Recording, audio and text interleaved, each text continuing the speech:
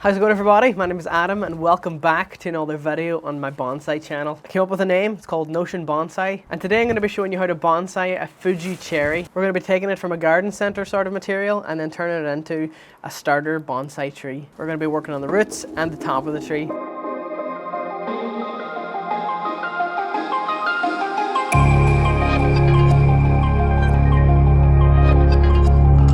Alright, so I'm in a different area of my garden right now because over in that side the sun was in my eyes. And I think the backdrop here looks pretty nice. So this is the Fuji cherry that we're going to be working on today. I got this in the garden centre for £12.45, and around this time of the year they sort of stand out because they got these beautiful cherry blossoms. So the first thing we're going to do is we're going to work on the roots of the tree. This thing that I'm using here is like a giant drip tray for a giant pot. I just use it for mixing soil in and working on trees so I don't make a mess. So the first thing I'm going to do is take the cherry out of the pot and we're going to work on the roots to begin with. Now this tool that I'm using here is just a bonsai root rake. And we're going to start by raking outwards from the top of the tree. And whenever you rake at roots, you want to work outwards from the trunk. So if I spin this tree here, I'm always working away from the trunk, and that way it promotes any lateral growing roots that are growing outwards to give you a nice nabari. Now the aim of what I'm doing here is all I want to do is reveal the nabari that's on down, because oftentimes garden center plants like this are planted deeper than they need to be.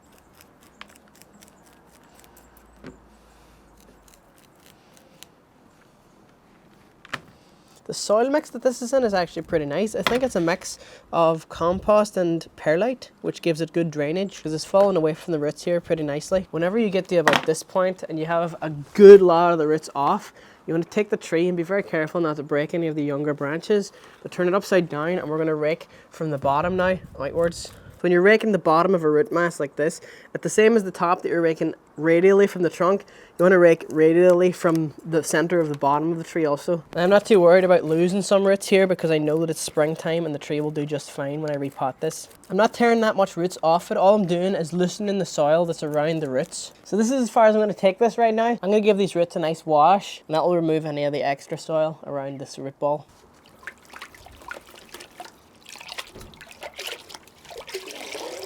As I'm washing the roots, I can see where there's some extra soil stuck.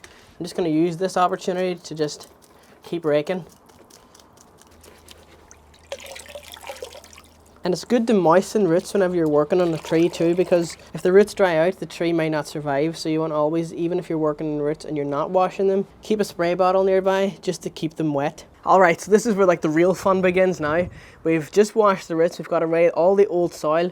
Now what we're going to do is sort of untangle the roots and cut off any roots that are crossing or growing in weird directions. That way whenever these roots thicken and they're older, they're not sort of going and twisting and circling around the trunk. So I'm going to start by looking at the top of this tree here. What I want the roots to do is come down and then sort of flare out from the trunk the entire way around. So any roots that's not following that rule, I'm going to get rid of. So starting with this root right here, you can sort of see that it comes out and then it must have hit the side of the pot and started to curl around. Already this root is too long and I want to reduce it. So I'm going to reduce it to just at the point where it sort of turns off.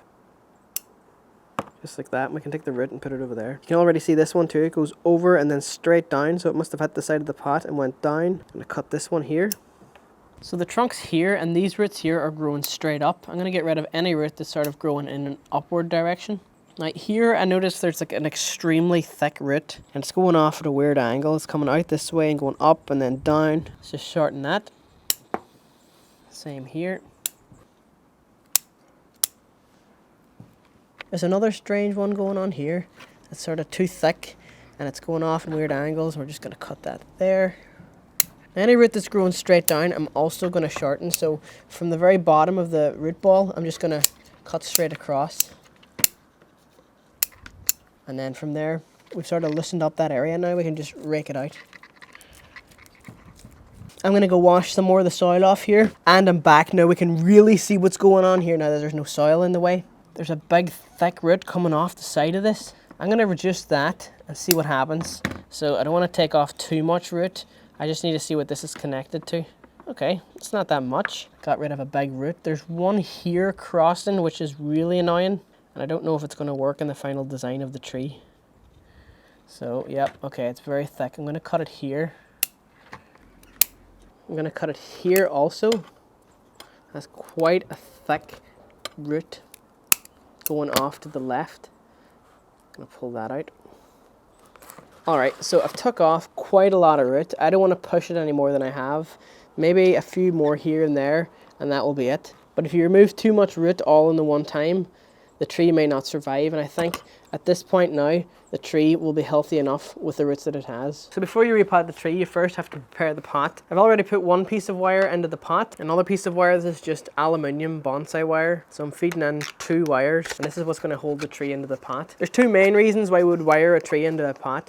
The first is if the tree falls over, or the pot falls over from the wind, the tree won't fall out of the pot and the roots won't get too disturbed. Another reason is that whenever it's windy here and you have the trees outdoors, any sort of wobble in the tree that could happen from the wind could hinder any small, new, fibrous, really delicate roots from growing further. So we really want to secure the tree in the pot whenever we wire it in. The soil mix I'm using today, I'll have a video about soil types and soil mixes. Today I'm using a mix of Akadama, pumice, lava rock, and compost. We're going to get a scoop of soil first and just put some soil into the bottom of the pot. Mix it all around, make sure it's nice and evenly distributed. And then I'm going to take a little bit more soil and just mound up a little hill in the center of the pot. So we mound up a little piece in the middle here, so whenever we put the tree on top, it doesn't leave an air pocket under here and the roots in there won't dry out. You want to think about how it's going to be positioned in the pot, the angle that it's going to be at, and where the front of the tree is. Like this wouldn't be a very good front because there's a lot of branches coming straight out and it doesn't really show off the trunk line of the tree. But if I were to rotate it round, this is the front that I've chosen here, and you can see the trunk line the whole way up here. I'm happy with it there in the pot. Now when I'm happy with it there, I'm just going to fold the wires that I have here over the top of the root base, twist them, then the same on the other side of the root base. Now you can't really get the wires super tight with your hands, so I'm going to grab a pair of pliers. So the trick here is to grab where you've made the turn and then pull up and then twist.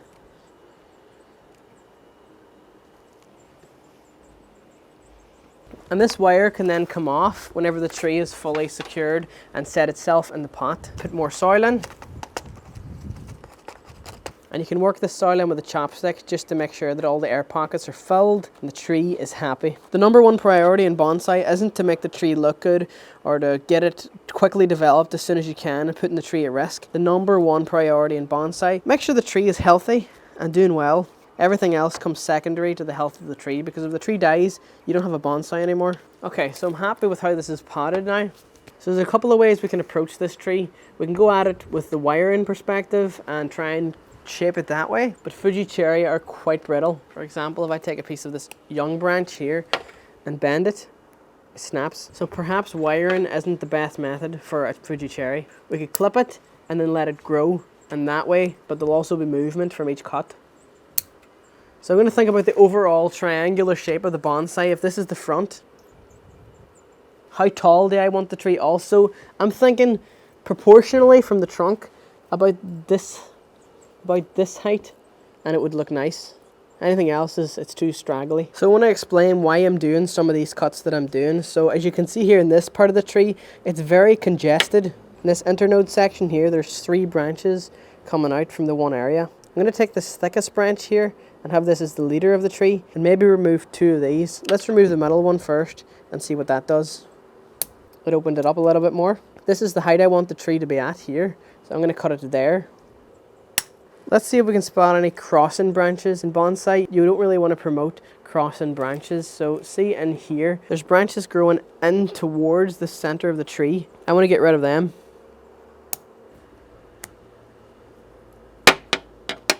I'm not really sure about this little low branch here, but I'm going to keep it for now. Now there's a problem branch right here. I'm going to explain why this branch is a problem, because in bonsai the idea is to make the tree look like a large tree in nature but in miniature form. So you want the trunk of the tree to be the thickest part of the tree, and then any other branches coming off from that, they're to be really thin. This branch coming off here is what we call a branch that's competing with the trunk line, and this is too thick to be in proportion with the rest of the tree. So this is going to be removed. Okay.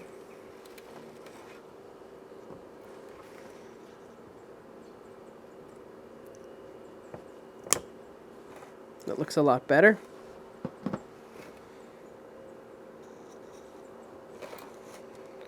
Now you have to be very careful with these Fuji cherry branches because they are quite brittle, but I want to wire this branch that's coming behind here and just have it come out slightly to the side there. I feel like that looks nicer. So to wire again, we're going to do the 2-branch principle, wire 2 branches with 1 piece of wire. So first we're going to prepare the area. There's like a little dead twig here, and I don't want this little twig there. So the easiest way to wire, a lot of people have difficulty with wiring. I feel like the easiest way is to get the length first, so it's the length of this branch, and then push it right into the elbow in between the 2 branches and hold it there with your thumb. And that will provide sort of a temporary anchor until you actually get it anchored around the branch. Trying to be very careful here because these little blossoms are very delicate. I'm going to come around this other one here. You want the wiring to be tight, but not too tight. See, the first styling in the cherry blossom, especially if you do it as the buds are just opening, you will damage some of the blossoms, and that's okay. They're not really in the final design of the tree because you'll get blossoms every year. Alright, it's wired. Well, let's just see if this is strong enough to hold it. I don't think it will be. A little bit of flex on that. So I'm going to come on with a second piece of wire.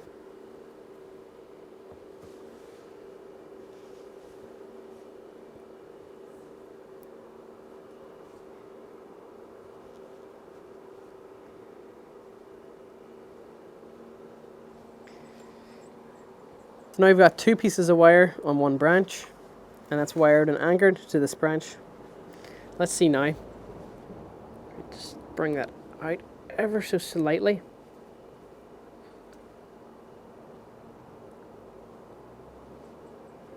And this branch I'm going to bring down just slightly,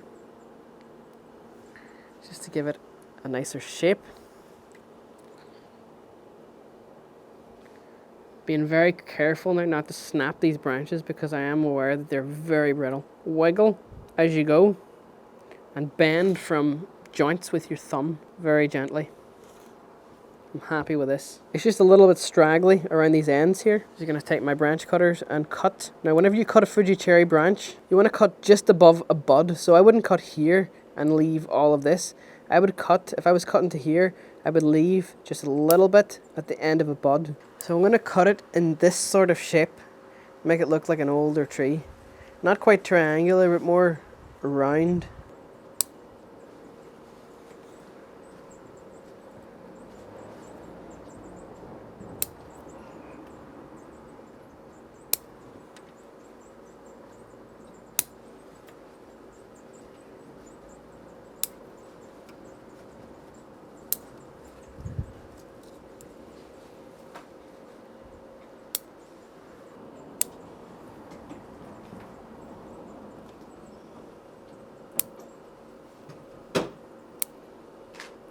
So this is everything that we've removed from the tree. I'd say it's a good 50% of the tree. I'll just have to wait now for the rest of the blossoms to open and I can enjoy it. The thing about blossoms is they don't really last that long, but they're so beautiful whenever they are here. The reason why I took so much off the top was firstly to give it a nice shape, but because I'd removed so much roots, there probably wasn't enough roots to facilitate everything that was going on up here. So now there's a balance between the roots and the canopy of the tree.